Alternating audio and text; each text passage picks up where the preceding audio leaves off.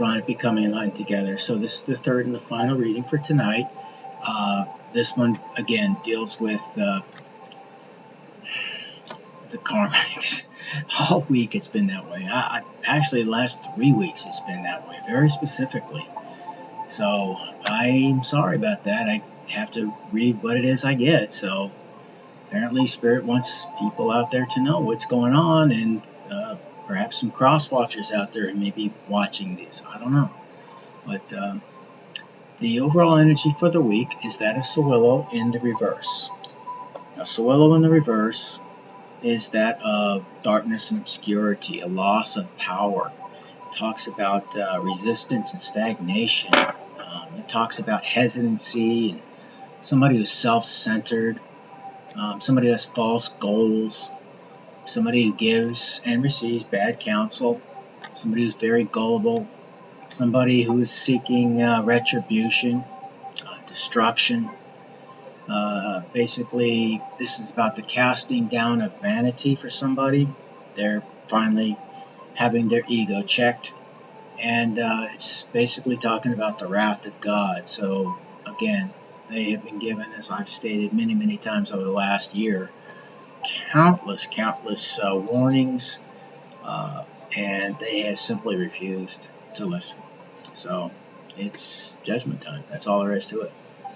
I'm sorry. I don't mean to be harsh or cold or anything like that. I don't mean it that way, but that's exactly what we're seeing here. Okay. Now the past energy is that of the god Freyr's rune. Ing is another way that he is known as. Ing or Freyr. Freyr, of course, is the twin brother of the goddess Freya, who's one of the most beloved icons in Norse mythology, or pantheon of gods in their religion.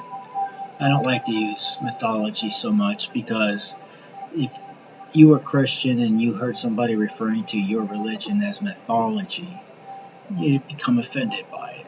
And I find that there are truths and sometimes almost identical thoughts about certain subject matters and so on within these comparative religions.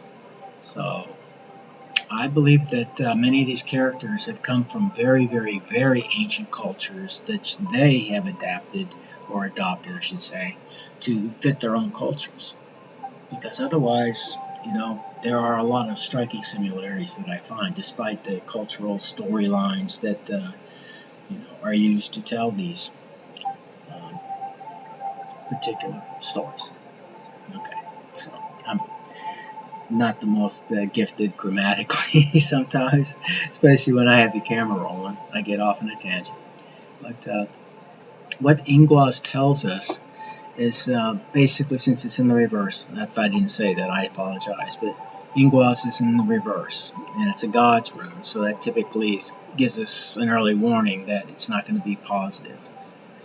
So it means a form of impotence. Now, it doesn't necessarily mean physiologically, although that's what it basically speaks on, because God, Freyr, is one of masculinity. So it does speak most often about, masculine potency and things of that nature, sexuality, things of that nature.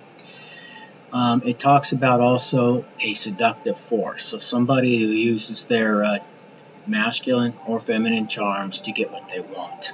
Okay? So they're very deceptive, whoever they are. Talks about somebody who's extremely self-absorbed, and somebody who tries to fool others into thinking that they have completed something, a set goal, achieved a milestone in their life, when actually they've only taken the first steps in that endeavor. Okay, so they're basically, they're lying. They're fronting. Whatever word you want to utilize, today's vernacular, I don't care. But it talks about somebody who moves, but it's meaningless motion. It's meaning, or it's motion without change, or without any real significance. So this is basically somebody who has a strong disassociation with their own environment. They're, I don't want to say delusional, but that word has certainly come up many times over the last several months. So it's also somebody who's extremely bottled up right now. They're ready to explode. Okay. So that was the past energy. And by past, I'm talking about basically whenever you're watching this previous to your actual viewing of this particular message. Now, the present energy is that of, and we're pulling out some of the same runes, but and I shake them up really, really good before I actually pull them. But we have Thurisaz, and this is Thor's mighty rune. Okay, Thor's mighty rune in the present energy is a good sign. This is basically where it talks about the time of passively accepting this energy, or being bullied, or whatever the case may stops. It stops now. It's telling you to push back. Okay, that's what this energy is. It's about protection and defense. It's challenging. It's challenging the conflict, so to speak, smashing through it. It suggests a period of obstacles that require strength and resilience, as well as courage to overcome. So those are the qualities you're going to need to get past this obstacle, whatever that is in your particular life. But it looks like it's a person of some type. Somebody who's created a situation, or you may have created the situation if you're the karmic cross watching or listening to this, and now you're just paying the price, or paying the toll, so to speak, for your earlier decisions and actions. Now, Thurisaz also talks about giants and Thorn. Thor was born of a giantess, so he's half giant himself, even though he battles against the giants in their lore. It also talks about thorns in terms of protection. That's why it's shaped like a thorn, like the thorns on the stem of a rose, to protect the delicate flower, so to speak. Okay. It also talks about reactive and directed force of defense and protection, so to speak. So it's not gentle. It's reaching the limit and pushing back, so to speak. Okay, smashing through whatever it is that's in front of you. That is the present energy. Now, the obstacles and challenges is that of Algiz. And Algiz in the reverse is not positive either. Okay. Now, it basically talks about somebody who's very unaware and unprepared. So you can't smash through these obstacles. You can't take care of this situation if you're unprepared for it. It talks about somebody who has no boundaries, no protection, somebody who is completely unguarded at this point, somebody who is not standing their ground. Okay, and we saw in the previous reading very similar energies, even though with completely different runes. So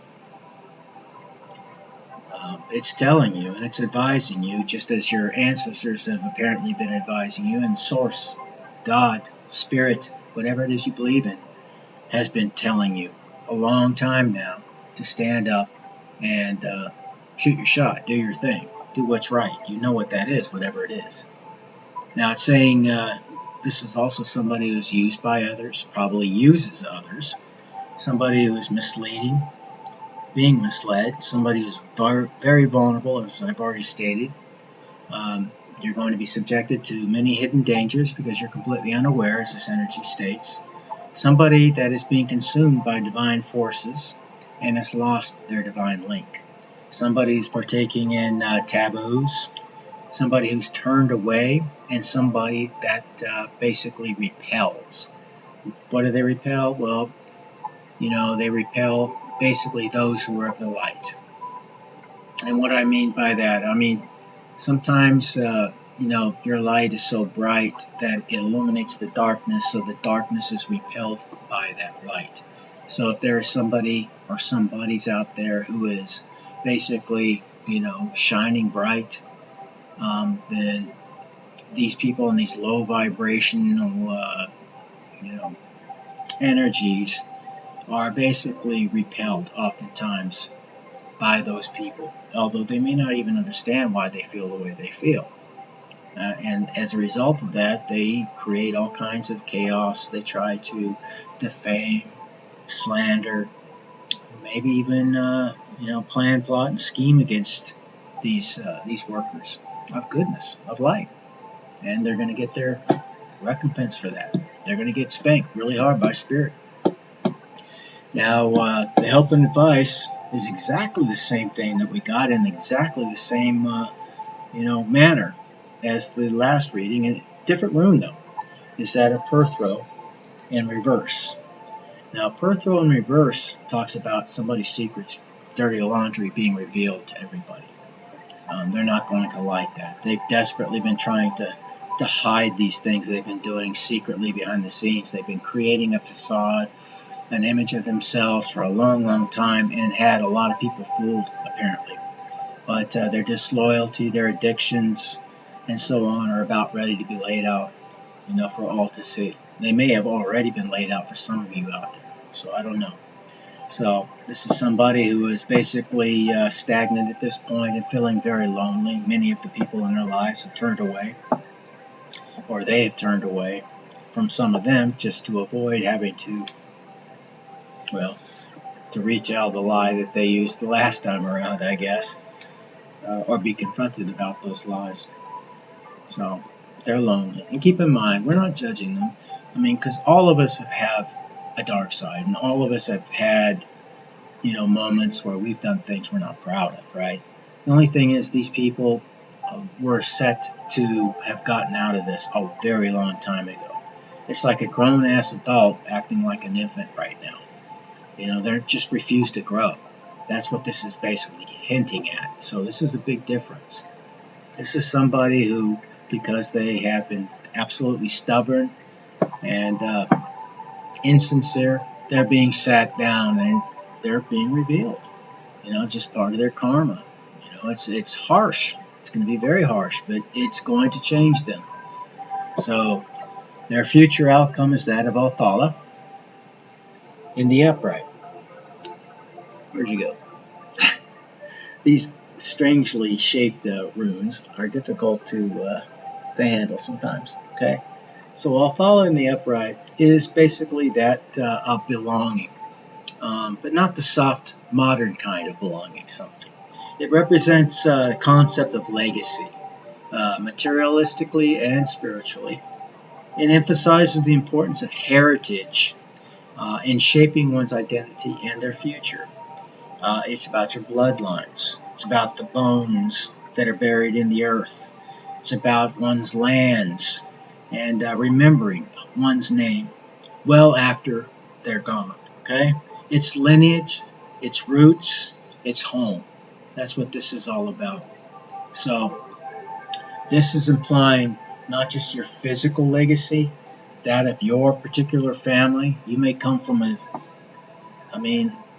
dark, evil family. So what good would that be? It's not going to afford anybody anything positive to hold on to something like that. So this is potentially speaking of somebody's spiritual legacy as well. Because we have both. The things that are happening in spiritual realms happen before they happen here in the 3D plane of existence. As above, so below. It's not just a hermetic principle, it's also a spiritual principle that we see in literally every single religion that I'm familiar with. It may be worded differently, but it emphasizes the same types of things.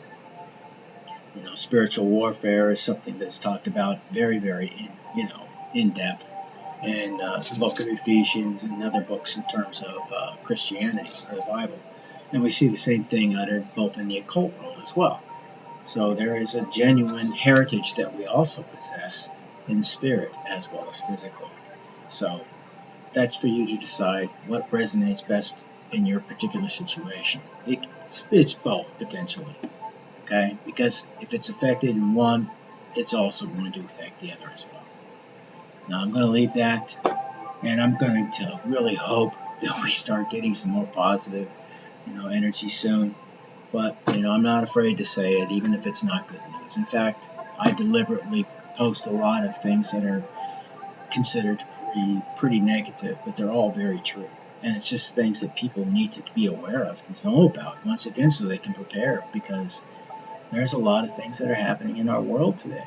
And people are, by and large, completely unaware of it.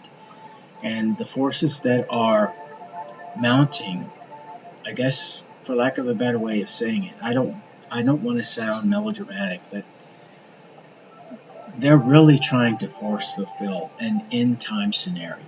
and it may, although not for the reasons they themselves are trying to create a scenario where it's going to affect the entire planet. So you really need to really start doing some homework, some research, and allowing the information that you get to take you to the truth instead of coming into this research with a preconceived conception of what the reality is. You'll never find truth that way. And you're going to be quite shocked, and you're going to find a great deal of cognitive dissonance as you try to work your way through this. It's going to be very uncomfortable for you. I only say these things because that's exactly the process that's written down by many philosophers who, have looked into these kinds of things, Hegel being among them. And of course, in every person that's ever tried to discover truth in our world today. And you realize the mountain of lies that we've been fed, literally from the day we've been born to the day that we die. In order to find any truth in this world today, you literally have to turn over every stone to look for it. It's never going to just come to you. I can almost assure you that. Alright, so I know that's not the most positive way to end things off, and really I haven't had a good positive reading in some time now. I keep asking Spirit to give me something good, but He just gives me they give me what it is that needs to be said. So I just have to be faithful in delivering it. Yeah. Anyways, you all take care, stay victorious out there, my collective, and God bless. And I'll see you again very soon. Okay.